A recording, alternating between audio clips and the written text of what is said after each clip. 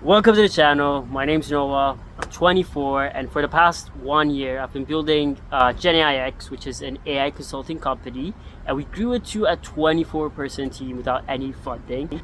My story is I actually was born in Ethiopia, and then when I was 18, I had this dream of building international businesses around the world. So, I took the risk. I applied to different universities around the world. I finally got a scholarship to study in Germany. And then after that I did industrial engineering, which is all about making processes better, and then got a consulting job with Mercedes-Benz. Then I realized that that was not the dream. That was not the whole point of why I got started. So I quit the consulting job and then moved to New York, and then I started this consulting company called GenAI. But then I moved here, started grad school, and then finally over the past year I've been working on GenAI, and we scaled it to a 24% team. But this video is geared toward future founders like you, people who are entrepreneurial. So if you are thinking about starting a business and you've been thinking about it for a while, like what are steps that actually helped us? So I'll just be sharing the journey, what are things we did, and then what are things that actually could help you in general. So the first thing, so I'll break it down to multiple steps that can help you get started and growing your business in general. So hopefully by the end of the video you'll have practical steps that you can take to finally start your business. What are mindset things that we actually did, or what are just things in general that you should be doing if you really want to start your business in 2025. And with AI booming, there's a lot of opportunities to get started, and 2025 is literally one of the easiest times to actually get started with business, because the bar is lower. Like every year the bar gets lower and easier for you to actually start a business, because 5 years from now the bar was higher. Just putting up a website would cost a lot, but today putting up a website takes 5 minutes and it's really cheap. So let me just break it down for you into like multiple steps. So the first one is taking the leap. Embrace the risk. Starting a business is all about taking the risk. So for me, risk taking didn't start where I took the business. Starting a business was not the first risk I took. Like for me, I tried to take risks bit by bit. It could be like as easy as traveling to a country that you honestly wanted to travel for a while, but you just felt uncomfortable, or it just didn't feel like the right time. So constantly taking steps when you actually do not feel like doing those, and practicing that a lot actually helps you to take bigger risks, such as starting a business. So if you can consistently take different actions where you're actually not feeling it like doing it all the time, and if you can practice this, taking risks becomes like a muscle. So whenever it's time for you to take bigger risks, your smaller risks taking actually they combine. It's like they compound together, and whenever you get opportunities, you actually take it. So for me, it all became from like just applying whenever I never felt like it. I was in Ethiopia. Most students in our high school, they're not used to studying abroad, right? But then I had this idea. It started with just like taking the risk of just applying, just doing it more and more and more. So and then it continued to just traveling, living in a different country, trying different jobs, and then that evolves into quitting the job, and then that evolves into taking a risk of like starting a business. And then even after you start a business, you actually have to make decisions, uncomfortable decisions, such as, for example, when someone's underperforming, you actually have to have this conversation of letting them go, or if they're not a fit and it's actually affecting your business, you actually get used to handling a lot of uncomfortable conversations that you actually, there's a lot of, like every day I do something, at least 1 to 2 things that I feel like not doing, but there's just, I get used to just acting in spite of my feelings. I get into just embracing the risk, taking the leap of faith, and literally doing through discomfort. So next point is exactly that. It's just pushing through discomfort.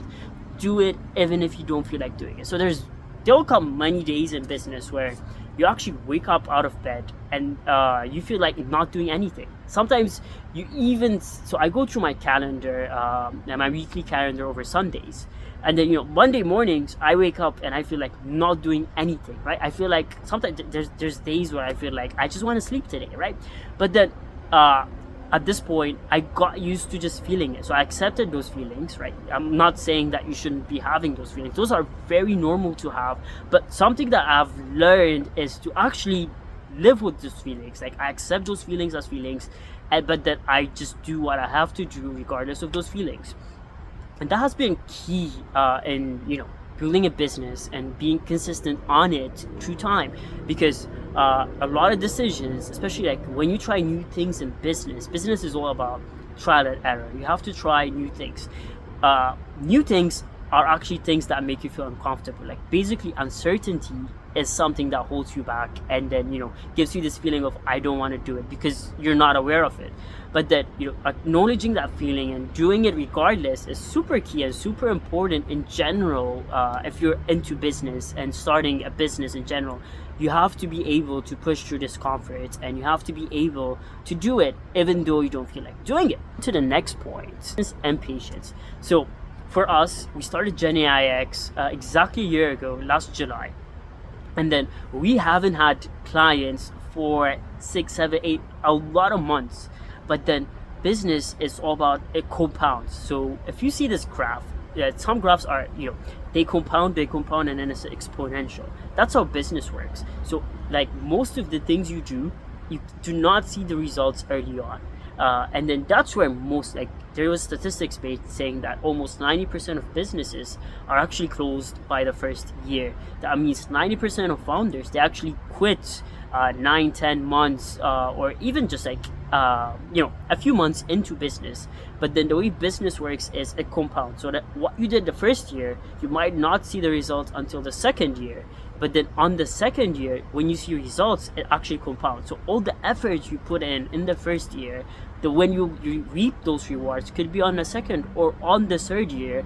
And then going into business with this mindset of long-term thinking, meaning that understanding that you might not see quick results, maybe in the next month or the next 3 months or in the next 6 months, but that going into it with that mindset will actually help you in staying consistent when you don't actually see actual revenue on your business, but then understanding that revenue will come through time. The next point is building a strong team. At GenAI, when we started, first 2 weeks, what we did was, I literally did was I posted a job for a marketing intern on LinkedIn, because what makes a company is people. It's a collection of people working towards a greater goal.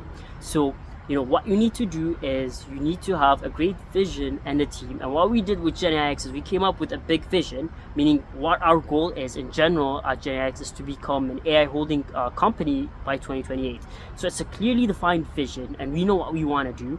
And then that literally attracts great talent, because what attracts talent, what people want to do is they want to work for an organization where there's a big mission that they can be part of, and then having this ability to actually share with the team, meaning giving them ownership over projects, over even the company, like equity, and also just giving them space to actually try out their ideas will actually attract top talent, and that would actually help you build your business. Because when I got started with business, how we started is I wanted to help companies integrate AI, but I didn't know the specifics of how we'd build the business in general, how the consulting team would work, how our marketing team would work.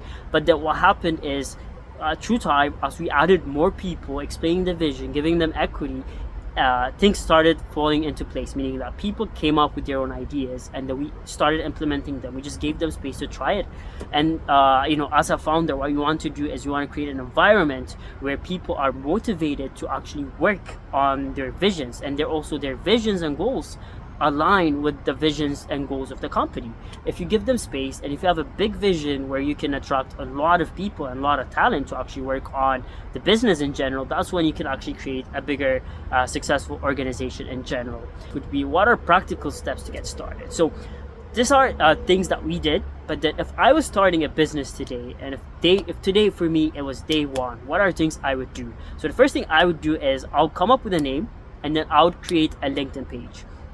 Meaning like I'll just go, it's easy, it's free, everyone can do it. Once you create your LinkedIn profile, you just have to go and create a LinkedIn page. It's a LinkedIn company page. And maybe you're not completely sure what the business does, but maybe you might have a vague idea, but I'll put it on the LinkedIn page. And then the second day, what I would do is I would actually post a position for an intern. So there's a lot of students, especially here in the US, that actually want to gain an internship experience working with a startup.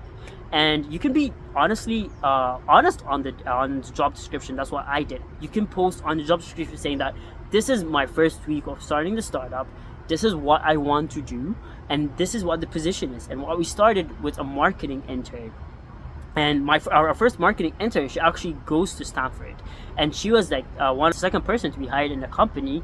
And we told her, hey, we're just getting started, and your job is to just promote the company on LinkedIn, just post consistently on LinkedIn. So the thing about interns is you want to give them specific tasks, and you can hire interns, and hiring intern will give you the confidence to actually hire higher positions such as engineers or C-levels or marketing people or salespeople. So business starts day by day, right? It's like one step at a time. Everything doesn't happen at once. It's setting up a basic website, and today setting up a website is super simple and super easy. You can go to Wix, you can go to Squarespace, or even Hostinger. They have all AI features, and what you have to do is basically give 3 to 4 line description about your business, and then AI will definitely just generate it for you, and it takes literally 5 minutes to explain it, and then probably like less than 5 minutes for the AI to build the whole site. You could buy a domain and also the hosting for less than $10 a month, and that's literally all. That's the cost you need to start a business. Like the other thing, you can think about LLC, setting it up, but then you can give it like a week or two. This just gives you like a head, and then setting up an LLC is also very simple, especially here in the US. There are a lot of like websites where you go, you fill in your details, and they actually file it for you. And what you have to do is just submit your document, or just submit your name and details about the business on the portal, and they handle all the filing process for you. They'll set you up with an EIN number, tax number, everything in general, and then you could create a bank account for that. But then that's literally the most simplest step. Getting a team, and then having weekly meetings actually also helps you become in the groove of having some sort of structure in your business. So you would be more consistent on it. So when you have people and a team, you actually have to show up for your team. And if you set like consistent weekly meetings, then even though you might not feel like doing something for that day, but then since you have a team, it's not about your feelings, right? You still start appearing for those meetings, and that actually helps you become in the groove of building a company in general. Tip is continuous learning. Till this day, I read books every day. I read about sales, I read about marketing, I watch YouTube videos from founders that I actually look up to, people who are successful, building billion-dollar companies. So I always try to continuously learn. And if you're into an AI business, you actually have to learn a lot every day, because the AI industry changes a lot.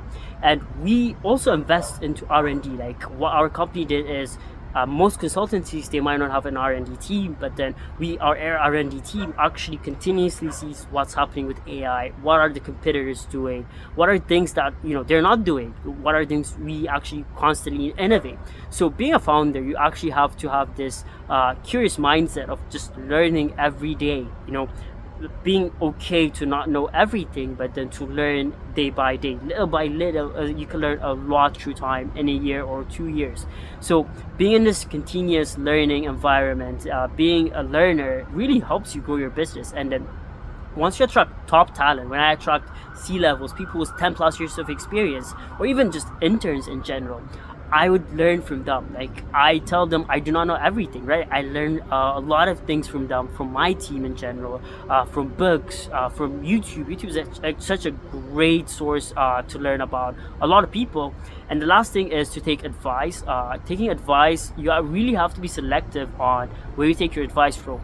For me, the way I see it is, when I take advice, I look for people who actually did what I wanted to do, and then I'll take advice from that person on that specific topic.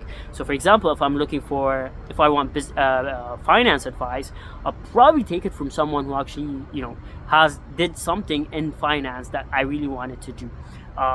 But then, sometimes we take advice from friends, family, relatives, from people who actually never did it.